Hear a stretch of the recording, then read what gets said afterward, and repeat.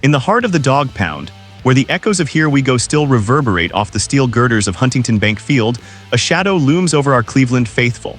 The air crackles with that familiar tension, the kind that grips you before a fourth-quarter comeback, as whispers turn to growls about our quarterback's stature in this brutal league. We've rallied behind the orange and brown, barking defiance at the doubters, but now the spotlight intensifies on whether size truly matters in the trenches of NFL warfare. Scouts once measured him against giants, and early snaps have fans pacing like wolves in the den. Yet in true dog pound spirit, we're not backing down, we're digging in, paws planted, eyes fierce on the horizon. Will this battle test our pack's resolve or forge a legend from the underdog? The roar builds, the pack unites, because in Cleveland we don't just play, we fight tooth and nail. If you're part of the real Dog Pound, hit that subscribe button right now, because here, news hits fast, raw, and straight from the heart of Huntington Bank Field. Straight from the NFL Network's latest buzz and Pro Football Focus breakdowns, the name on everyone's lips in Cleveland is Dillon Gabriel, the 5'11" rookie quarterback who's got the Dog Pound both fired up and on edge after just 4 starts. Drafted with high hopes to spark this Browns offense, Gabriel's undersized frame, clocking in at 205 pounds with a 73-inch wingspan, has reignited pre-draft debates that dogged him out of college. Remember those combine measurables, all in the 35th percentile or lower for QBs, a red flag that had scouts warning he'd be at a significant disadvantage in reading over the line or airing it out deep. Fast forward to now, and those concerns are barking loud in the film room. In his first 4 games under the bright lights, Gabriel has attempted just 6 deep balls throws of 20 yards or more, and connected on only 1, with an interception haunting the stat sheet. His PFF grade, a lowly 46.5, dead last among 37 qualified signal callers. The media is circling like vultures, pointing to his height as the culprit for hesitancy on those explosives that can flip games.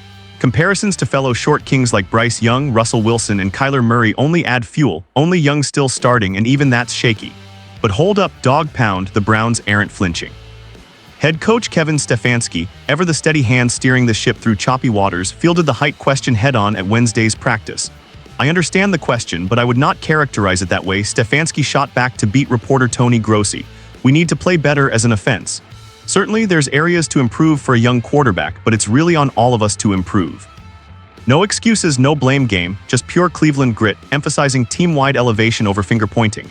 And the players, they're a howling in defense. Star wideout Jerry Jeudy, who's been on the receiving end of those scarce deep shots, didn't mince words when asked if Gabriel can spot his targets downfield. Yes, he said emphatically, shutting down the narrative with the fire of a receiver who's seen too many doubters in his own career. Jeudy's loyalty echoes the pack mentality. No one's throwing their young QB under the bus, not when the season's still young and the playoffs are in sight. Gabriel himself stepped up post-practice, owning the deep ball drought without dodging the elephant in the room.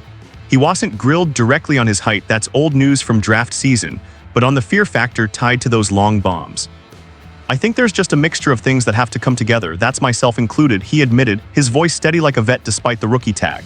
Explosives, they got to happen. There's certain categories within a game that you have to win, being really good on first and second down so that you're in some third and manageables and moving the chain.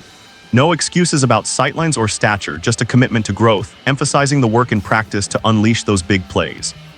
Tactically, this height debate hits the Browns where it hurts. Cleveland's offense, built around Stefanski's zone-running schemes and play-action magic, thrives on balance. But without reliable deep threats, defenses are stacking the box, daring Gabriel to beat them underneath. His quick release and accuracy on short stuff have flashed potential. Think those scrappy third-down conversions that keep drives alive. But the lack of boom is muting the explosion. Fans in the Dog Pound are feeling it. The frustration of watching stalled drives, the hope flickering when he threads the needle on slants to Amari Cooper or David Njoku. Media outlets like ESPN are piling on, questioning if the Browns scout team misread the tape, but here in Cleveland, we know underdogs build dynasties. Emotionally, it's a powder keg. The faithful who tailgate in the lots, jerseys soaked in beer and belief, are split, some growl that height's overblown, pointing to Wilson's Super Bowl rings, while others pace, wondering if Deshaun Watson's shadow lingers too long. Yet the unity shines through. Practices buzz with extra reps on deep routes, coaches scheming ways to elevate the pocket, masking any visual hurdles. Gabriel's poise under pressure. It's got that intangible spark, the kind that turns skeptics into believers. As the weeks grind on, this saga could define the Browns' arc. Will Gabriel stretch the field, silencing the scouts and igniting the Dog Pound into a frenzy?